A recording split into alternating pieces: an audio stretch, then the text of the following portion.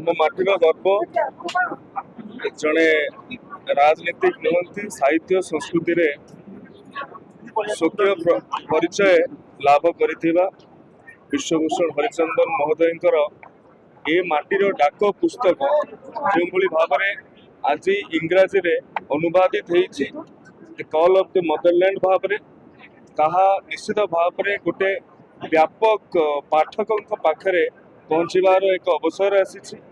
एवं ए माटीर डाकरे जेते सब प्रबंध अच्छी ललित निबंध गुड़िक अच्छी सेगुड़िक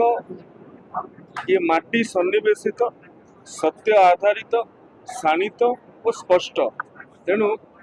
ये गोटे भावना को उद्रेक कला भलिया बही ताहा आज ओडिशा भितर ओडिया भाषा रे प्रचलित थिला आज संपूर्ण विश्वर सारस्वत पटल को लंफर प्रदान करी अवसर में मु पुस्तक लेखक तथा प्रकाशक एवं अनुवादकों शुभेच्छा शुभकामना ज्ञापन